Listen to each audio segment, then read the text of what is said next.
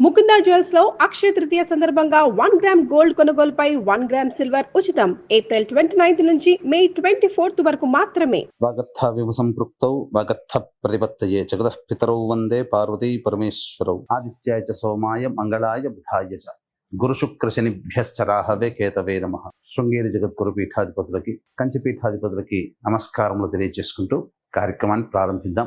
ద్వాదశ రాశుల వారికి మే 1వ తారీఖు నుంచి 15వ తారీఖు వరకు ఎలా ఉండబోతుంది, ఏ ఏ రోజుల్లో ఎటువంటి ఇబ్బందులు ఉంటాయి, అలాగే ఏ ఏ రోజుల్లో ఖర్చులు ఎక్కువగా ఉంటాయి, ఆదాయం ఎక్కువగా ఉంటుంది, ఎటువంటి నియమాలు పాటించాలి అనేటువంటి విషయాల గురించి క్లుప్తంగా తెలియజేసుకునే ప్రయత్నం చేద్దాం.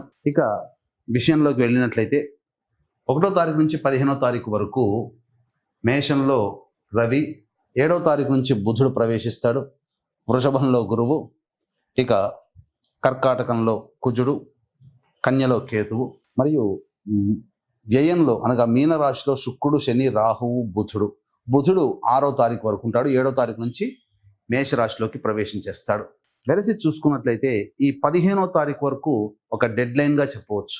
ఎందుకంటే 14వ తారీఖు నుంచి గురువు వృషభం నుంచి మిథునంలోకి ప్రవేశం చేయడం, అలాగే 16వ తారీఖు కొన్ని పంచాంగాల్లో, 18వ తారీఖు కొన్ని పంచాంగాల్లో రాహువు కుంభరాశిలోకి, కేతువు సింహరాశిలోకి ప్రవేశం చేస్తున్నాడు. కాబట్టి భవిష్యత్తులో గుర్తుపెట్టుకోండి, 12 రాశులకు సంబంధించినటువంటి వాళ్ళు భవిష్యత్తులో జరగబోయేటువంటి మార్పులకి ఈ మే 1వ తారీఖు నుంచి శ్రీకారం చుట్టబోతున్నాయి గ్రహాలు స్థితిగతుల ప్రభావం వలన. కాబట్టి ఈ మే సంవత్సరం అనగా ఈ సంవత్సరం 2025 సంవత్సరం మే నుంచి చాలా మటుకు అందరి జీవితాల్లో మార్పులు చేర్పులు చోటు చేసుకుంటాయి. ద్వాదశ రాశుల్లో భాగంగా మేషరాశిలో జన్మించినటువంటి వారికి మే 1వ తారీఖు నుంచి 15వ తారీఖు వరకు ఏ విధంగా ఉండబోతుందో తెలుసుకునే ప్రయత్నం చేద్దాం. ప్రధానంగా రాశిలో రవిగ్రహ సంచార ప్రభావము, రాశ్యాధిపతి చతుర్థము, అలాగే చూసుకున్నట్లయితే ప్రధానంగా వ్యయస్థానంలో ఉన్నటువంటి శుక్ర, శని, రాహు, బుధుల యొక్క గ్రహ ప్రభావం వలన ఎక్కువగా ఖర్చులు అనేటువంటివి ఉంటాయి, అనవసరమైన ఖర్చులు ఎక్కువగా ఉంటాయి.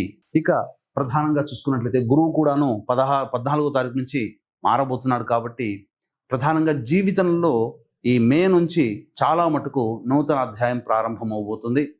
ముఖ్యంగా కొత్త వ్యక్తుల పరిచయం అనేటువంటిది ఈ మే నెల నుంచే ప్రారంభమవుతారు. ఇక చూసుకున్నట్లయితే ఈ యొక్క రాశిలోని రవి మరియు 7వ తారీఖు నుంచి బుధగ్రహ సంచార ప్రభావము, సౌఖ్యం, జీవితంలో కంఫర్టబుల్ లైఫ్ని లీడ్ చేయడానికి అనుకూలమైనటువంటి పరిస్థితులు ఏర్పడతాయి. ప్రధానంగా ఈ మేషరాశి వారికి స్త్రీ సౌఖ్యము ఉండబోతుంది. అంటే ఎవరైనా కానీ స్త్రీల వల్ల సహాయ సహకారాలు ఎక్కువగా పొందుతారు, ఇది మనం చెప్పుకోవచ్చు. ఇక ప్రధానంగా చూసుకున్నట్లయితే వివాహం కావాల్సినటువంటి అబ్బాయిలకి అమ్మాయిలకి వివాహం నిశ్చయం అవడానికి ఆస్కారాలు ఎక్కువగా ఉన్నాయి, గ్రహాలన్నీ కూడాను అనుకూలంగా ఉన్నాయి. కాకపోతే ఈ మేషరాశిలో జన్మించినటువంటి వారు చతుర్థ స్థానంలో కుజగ్రహం స్తంభించి ఉన్నటువంటి కారణం చేత వాహనాన్ని నడిపేటప్పుడు జాగ్రత్తలు పాటించాలి. ఇక వ్యయంలో రాహువు, శని, బుధుల యొక్క సంచార ప్రభావం మొదటి వారం అనగా 1వ తారీఖు నుంచి 6వ తారీఖు వరకు కాస్త అనవసరమైనటువంటి ప్రయాణాలు చేసే అవకాశాలు ఎక్కువగా గోచరమవుతున్నాయి. కావున ప్రయాణాలు చేసేటప్పుడు జాగ్రత్తలు పాటించండి. ఇక ప్రధానంగా చూసుకున్నట్లయితే ధన నష్టం కూడా 1వ తారీఖు నుంచి 6వ తారీఖు వరకు ఎక్కువగా ఉండబోతుంది. కాబట్టి జాగ్రత్తలు పాటించండి. ఇక మనం ఈ యొక్క రాశిలో జన్మించినటువంటి వారికి సాధారణమైనటువంటి ఫలితాలు ఉంటాయి, అనగా మిశ్రమ ఫలితాలు ఉంటాయి. లాభము సామాన్యమే, నష్టము కూడా సామాన్యమే ఉంటుంది. అయితే గ్రహాలన్నీ కూడాను సంచార ప్రభావం అనుకూలంగా ఈ మేషరాశిలో జన్మించినటువంటి వారికి ఉన్నటువంటి కారణం చేత అనుకున్నటువంటి పనులు మీరు ప్లానింగ్ చేసుకొని ఇంప్లిమెంటేషన్ చేయగలిగితే విజయాన్ని పొందే అవకాశం ఉంటుంది. కాకపోతే ఆత్మస్థైర్యము, కుజగ్రహం రాశ్యాధిపతి కుజుడు బలహీనపడ్డాడు. ఈ కారణం చేత పైకి డాంబికంగా మనము ఈ మేషరాశిలో జన్మించినటువంటి వారు ఉత్సాహము, శౌర్యము, ప్రతాపము, పరాక్రమం ఉన్నట్టుగా కనిపిస్తారు. కానీ ఇంటర్నల్గా వాళ్ళు అంత పరాక్రమాన్ని అనగా ఆ కరేజ్ని చూపించలేకపోతారు. ఆత్మవిశ్వాసం సన్నగిల్లుతుంది. పోను పని మొదలుపెట్టినప్పుడు ఉన్నంత ఉత్సాహము పని మధ్యలో ఉండంగా తగ్గుతూ వస్తుంటుంది. కాబట్టి మేషరాశిలో జన్మించినటువంటి వారు మే 1వ తారీఖు నుంచి 15వ తారీఖు వరకు ఏ పని చేపట్టినా ఆత్మవిశ్వాసాన్ని పెంపొందించుకునే ప్రయత్నం చేయండి. తప్పకుండా అన్ని విధాలుగా యోగదాయకంగా ఉంటుందని చెప్పవచ్చు. ఉద్యోగస్తులైతే ప్రధానంగా చక్కటి యోగ స్థితిని పొందుతారు. ప్రమోషన్లు పొందే అవకాశం ఉంటుంది. నిరుద్యోగస్తులకి ఉద్యోగం లభించే అవకాశం ఉంటుంది. ఇక సంతానం కోసం ప్రయత్నం చేసేటువంటి వాళ్ళకి చక్కటి శుభవార్త అనేటువంటిది ఉంటుంది. ఇక విద్యార్థులు బాగా శ్రమిస్తే తప్ప కాంపిటేటివ్ ఎగ్జామ్స్లో వాళ్ళు అధిక శాతంతో ఉత్తీర్ణతను పొందలేరు. అయితే విదేశీయానం, విదేశీ విద్యకు సంబంధించి చేయే ప్రయత్నాల్లో కోరుకున్నటువంటి యూనివర్సిటీలో ప్రవేశం లభించడానికి ఆస్కారం ఎక్కువగా ఉంటుంది. ఇక వ్యాపార రంగంలో ఉన్నటువంటి వాళ్ళు ప్రధానంగా గమనించాల్సినటువంటిది, ఒక ఇనుము, స్టీలు, తోలు, అలాగే ఇటుక బట్టీలు మరియు ఎడిబుల్ ఆయిల్స్, ఆటోమోటివ్ రంగంలో ఉన్నటువంటి వాళ్ళకి తప్ప మిగతా అన్ని రంగంలో ఉన్నటువంటి వాళ్ళకి లాభదాయకంగా ఉంటుంది. న్యాయవాద వృత్తులు, అలాగే ఈ సంబంధించినటువంటి ఎలక్ట్రానిక్స్ అండ్ ఎలక్ట్రికల్ రంగంలో ఉన్నటువంటి వాళ్ళు, అలాగే రైతులు మరియు కౌలు రైతులు, రియల్ ఎస్టేట్ వ్యాపారస్తులు ఉన్నటువంటి ప్రాజెక్ట్స్ని, ఉన్న వ్యాపారాన్ని కొనసాగించే ప్రయత్నం చేయండి. కొత్త వాటి జోలికి వెళ్లకుండా ఉండడమే చాలా మేలు అనేటువంటి విషయాన్ని గమనించుకోవాలి. ఎందుకంటే రాబో కాలము అంత అనుకూలంగా లేదు. ఈ కారణం చేత జాగ్రత్తలు పాటించండి. ఈ రాశిలో జన్మించినటువంటి మహిళలు ముఖ్యంగా ఎటువంటి జాగ్రత్తలు పాటించాలి? ముఖ్యంగా గమనించుకున్నట్లయితే మహిళలకి మీ యొక్క వాక్కు అధికంగా ఉండబోతుంది. అంటే ఏంటి? మీ యొక్క వాక్కుకి బలం పెరుగుతుంది. మీరు గీచిన గీచ అందరూ కూడా జవదాటరు. మీ మాటే వేదవాక్కుగా, శిరోధార్యముగా మీ కుటుంబంలో కానీ, చేస్తున్నటువంటి వృత్తి ఉద్యోగాల్లో కానీ ఉండబోతుంది. కాబట్టి ధైర్యంతో ముందడుగు వేసే ప్రయత్నం చేయండి. ఇక ముఖ్యంగా ప్రధానంగా చూసుకున్నట్లయితే కుటుంబంలో మీకు విలువ పెరగడం, తద్వారా ఇంతకుముందు మిమ్మల్ని అవమానించినటువంటి వాళ్ళే ఇప్పుడు మిమ్మల్ని గౌరవించేటువంటి స్థాయికి చేరుకునే విధంగా మీ ప్రవర్తన ఉండబోతుంది. మీకు అవకాశాలు కూడా ఆ విధంగా వస్తాయి.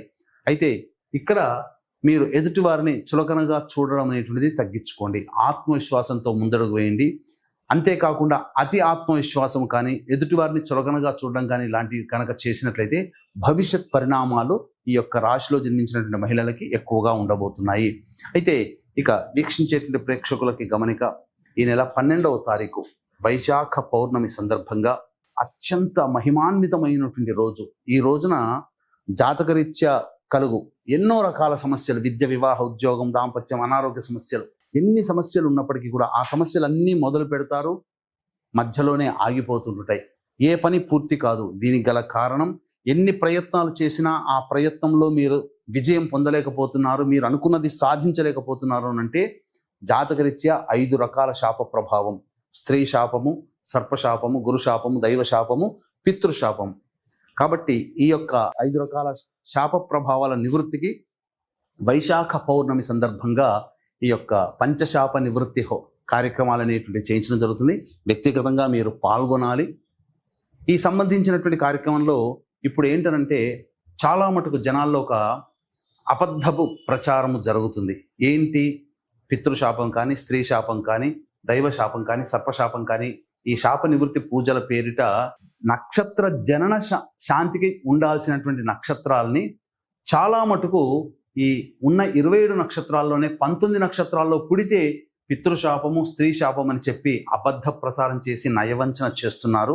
అటువంటి మోసపూరితమైనటువంటి మాటలకి మీరు వెళ్ళకండి. ఎందుకంటే అలా ప్రచారం చేసి జనాల్ని ఆకర్షించి పూజల పేరిట తీసుకుని వెళ్ళి దాదాపుగా 3 నుంచి 4 గంటలు జరగాల్సినటువంటి పూజా కార్యక్రమాన్ని గంటంబావులో తుడిచిపెట్టి పంపించేస్తున్నారు. తూతూ మంత్రంగా చేస్తున్నారు.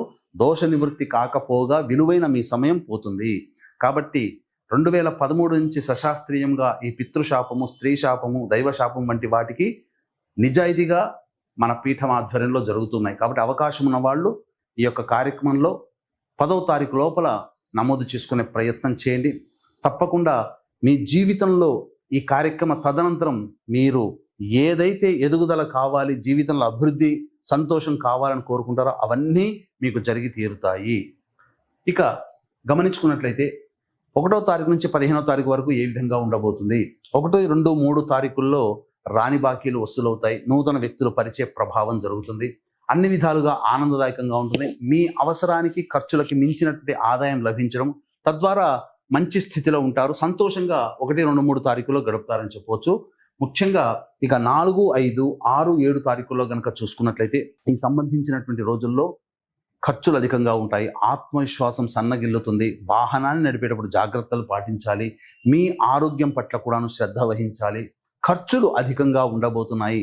వాహన మరమ్మతులు, గృహ మరమ్మతులకి, గృహోపకరణాలకి ఖర్చులు అధికంగా అవుతాయి అని గమనించుకోండి. కాబట్టి ఖర్చుల శాతాన్ని తగ్గించుకోండి. ఇక 8, 9, 10, 11, 12 తేదీలలో చక్కగా ధనాదాయం చాలా చక్కగా ఉంటుంది. ఇతరుల సహాయ సహకారాలు మీకు మెండుగా ఉంటాయి.